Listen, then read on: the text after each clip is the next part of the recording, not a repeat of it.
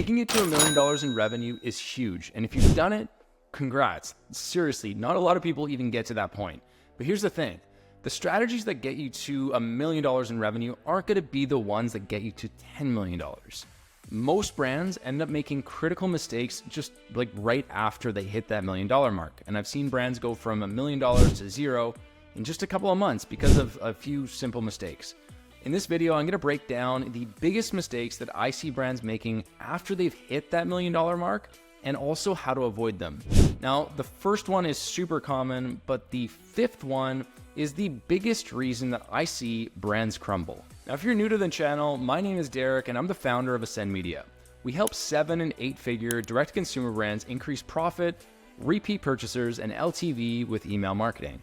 So let's dive in. Now, here's the thing about entrepreneurs, and I've done this with my own businesses as well. We love to grow, we love to push, we love the next shiny object. And as a founder, you probably get hit up with daily ads or emails or DMs, all promising you to ride off into the sunset if you just trust their strategy for 90 days. And if you're anything like me, sometimes the doubt creeps in. Did I just get lucky? I don't know what the fuck I'm doing. I want more stability. Maybe it's just one of those days for you and you're feeling just a little bit more uncertain. You get hit up by this dude promising to double your revenue with his new AI machine learning, meta chat, TikTok email system, and you don't pay or he'll give you his new firstborn child. For real though, this is how it happens. And this is what leads to the first mistake. You've got market validation.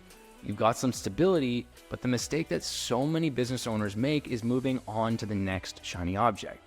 Now, usually this is in the form of a new shiny acquisition tool. Getting to $1 million is no easy feat, and sometimes you can get here by just straight up pushing hard. But more often than not, there's 1 to maybe 3 strategies that got you to this point.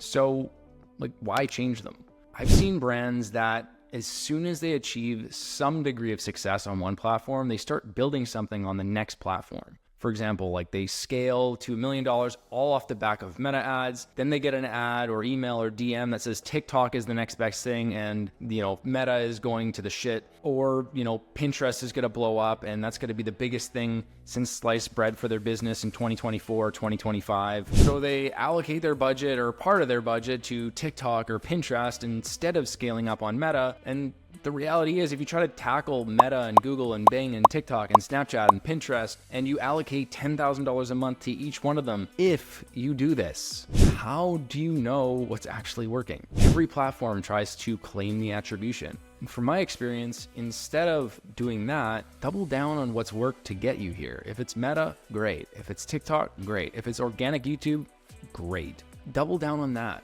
Focus on being better instead of doing more. Make better ads. Spend money more efficiently and more effectively. Post more content. This helps to reduce complexity, creates more clarity with the business, and creates way more profitability. Now, here's the flip side of that coin. And this is going to sound super contradictory, but just bear with me for a second. Some brands make the mistake of just putting all of their eggs in one basket. And usually it's Meta. They have an over-reliance on Meta for their growth or any platform for their growth. And if Zucks decides just one day out of the blue that your ad account is toast, there's not much you can do about it. This happened to me when I was building my first company, and I've seen it happen to way too many clients. There's a lot more at stake when you're at that $1 million mark, and usually you have more inventory, more staff, more fixed costs. You don't want to be caught with your pants down. Now, at this point in your growth, what I'd recommend doing is introducing complementary channels. So channels that focus on working with the things that have already been working, but working at making those things more efficient. Not 4 different new channels. Start with one of them.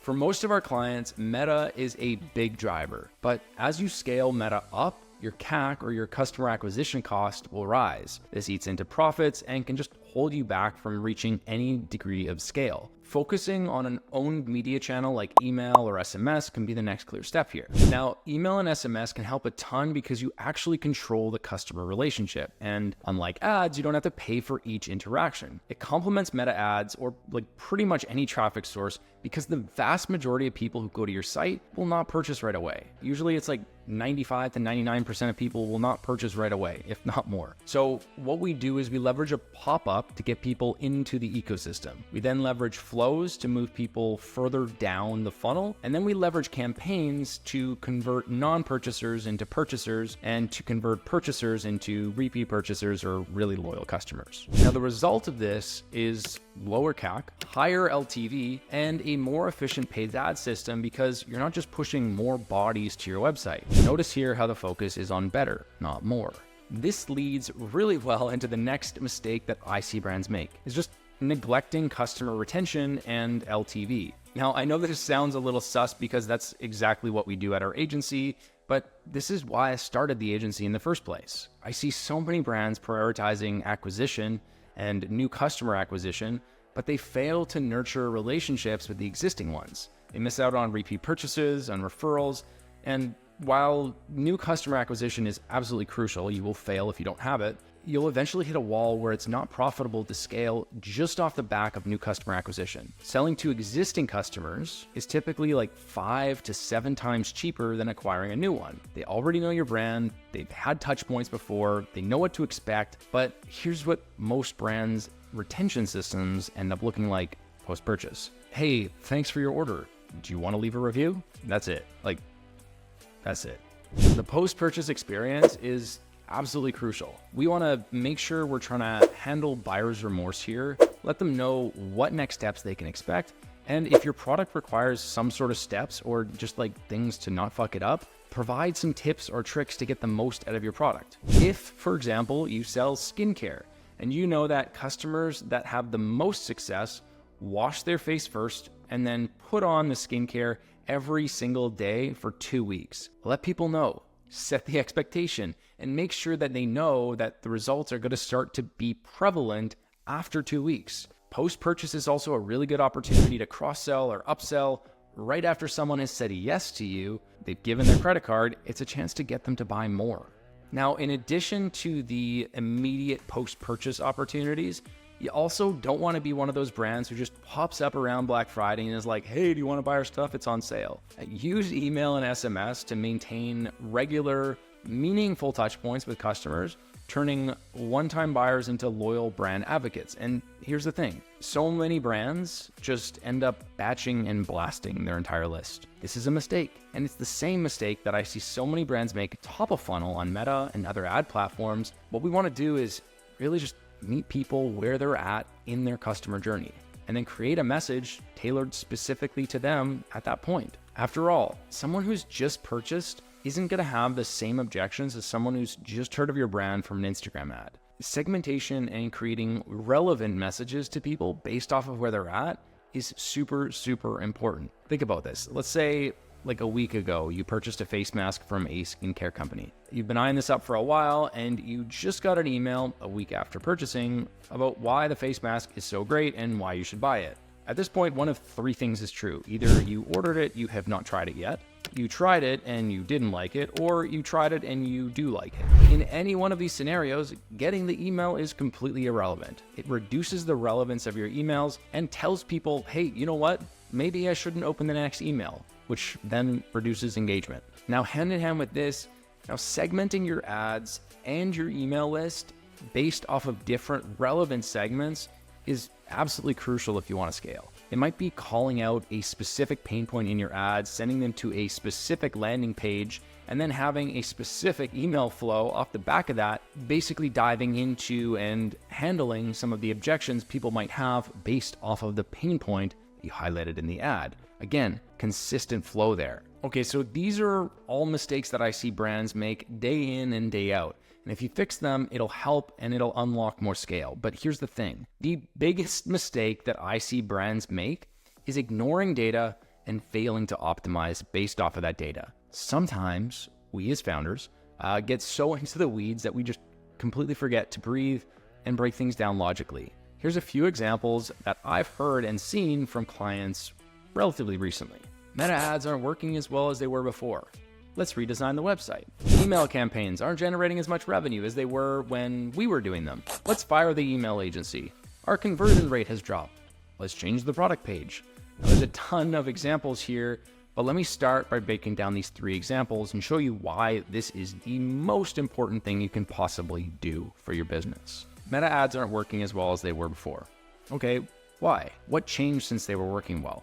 Well, with ads, it really just comes down to reach and impressions, clicks and conversions. Which step had the issue? Digging deeper into it, you found that impressions were down by 40%. Okay, cool. That actually hasn't changed. But digging deeper, you found that you spent 40% less in the current period than you did in the period before. This sounds super silly, but it happens, and it happens frequently. This is literally a conversation I had with a coaching client. Now, here's another example, and this one is really important. Email campaigns aren't generating as much revenue as they were when we were doing them. This literally happened with a client of ours very recently. Okay, so why aren't they producing as much revenue? What specifically is down? With email, again, it comes down to one of four things: emails delivered, emails opened, emails clicked, and purchases. So which one is it? Now, when we dove into things, we found our emails delivered were actually up. The opens were up, the clicks were up. So everything was up and looking good, but the purchases were down, but only on campaigns. So we looked at the website conversion rate, and that was actually up, which was kind of odd. But here's the thing.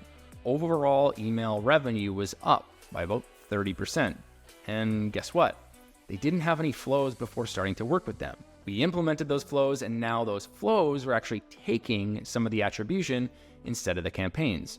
So it wasn't actually an issue with performance at all. It was a simple change in attribution. So we were actually doing better, but they were going to fire us because campaign revenue was down despite overall revenue and email attributed revenue being up. These misjudgments and failures to understand the why behind dips or changes will kill more business owners than anything else. More often than not, people way overcorrect for something that wasn't even an issue and way undercorrect for something that actually was an issue. So anyways, thanks so much for watching this video. I really hope you did enjoy it. And if you did, feel free to like and subscribe. It really does help out a lot. And if you do have an e-commerce brand doing over $50,000 a month in revenue, I'd invite you to apply to work with us now. Thanks so much and have a great day.